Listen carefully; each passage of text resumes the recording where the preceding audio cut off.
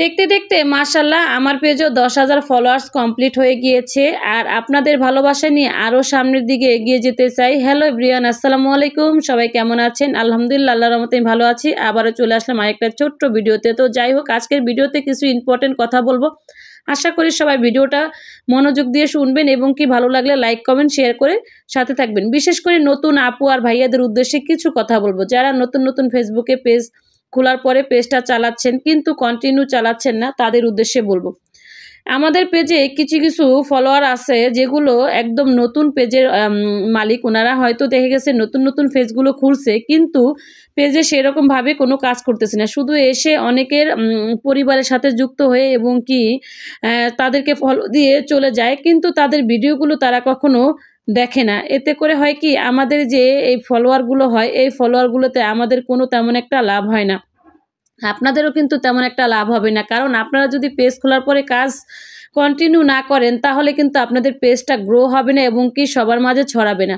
তো যত পারবেন পেজে কাজ করবেন, পেজে অ্যাক্টিভ থাকবেন, এতে করে আপনাদের সবারই ভালো হবে। এবং কি যাদেরকে আপনারা ফলো করবেন, অন্তত ফলো করার আগে একটু চেষ্টা করবেন তাদের বাড়িতে যেয়ে তাদের ভিডিওগুলো দেখবেন। ভিডিওগুলো দেখে তারপরে তাদের সাথে যুক্ত হয়ে যাবেন। কিন্তু তাদের ভিডিও দেখেন না, তাদেরকে কোনো একটা লাইক কমেন্ট করেন না, শুধু একটা ফলো দিয়ে চলে যান। এতে কিন্তু আপনি একজন কোনো কন্টেন্ট ক্রিয়েটর হতে পারবেন না ভালো করে, এবং কি আপনি ফেসবুক থেকে কোনো সফলতা অর্জন করতে পারবেন না। এখান থেকে কাজ করতে হলে ইনশাল্লাহ ধৈর্য সহকারে কাজ করতে হবে। আপনি কারো বাড়িতে যাওয়ার আগে তার ভিডিওটা দেখবেন, দেখার পরে তাকে ফলো, লাইক এবং কি কমেন্ট করে আসবেন। কিন্তু ভিডিও না দেখে একটা কমেন্ট করে আসেন, এতে করে কোনো লাভ হয় না।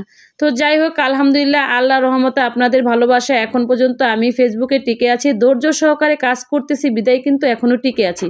ফেসবুক প্ল্যাটফর্ম এমন একটা জায়গা, এখানে ধৈর্য না থাকলে কখনোই টিকা যায় না। আর অনেক আপু আর ভাইয়ারা আছে হঠাৎ করেই এসে একটা ফলো দিয়ে চলে যান। তাই কেউ এই কাজগুলো করবেন না। সবাই চেষ্টা করবেন সবার ভিডিওগুলো দেখে কাজ করার জন্য এবং কি সাথে যুক্ত হওয়ার জন্য। তো যারা অ্যাক্টিভ ফলোয়ার আছেন, বিশেষ করে সবাই চেষ্টা করবেন সবাই অ্যাক্টিভ ফলোয়ারের সাথে যুক্ত হওয়ার জন্য। অ্যাক্টিভ পরিবারের সাথে যুক্ত হলে হয় কি, আপনার পেজের জন্য ভালো, আমাদের জন্যও ভালো।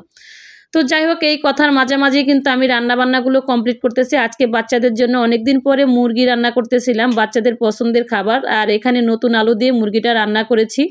তো যাই হোক, আমার কিন্তু মুরগির রান্নাটা প্রায় কাছাকাছি হয়ে আসছে মাশাআল্লাহ, তো শেষের দিকে।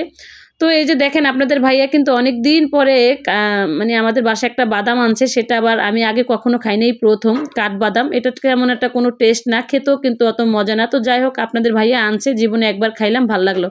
এখানে কিন্তু দেখেন এই যে বাদামের নকুন দানা, এগুলো বাচ্চাদের জন্য নিয়ে আসছে। তো যাই হোক, আজকের ভিডিওটা কেমন হয়েছে, ভালো লাগলে লাইক, কমেন্ট, শেয়ার করে সাথে থাকবেন। আল্লাহ হাফেজ।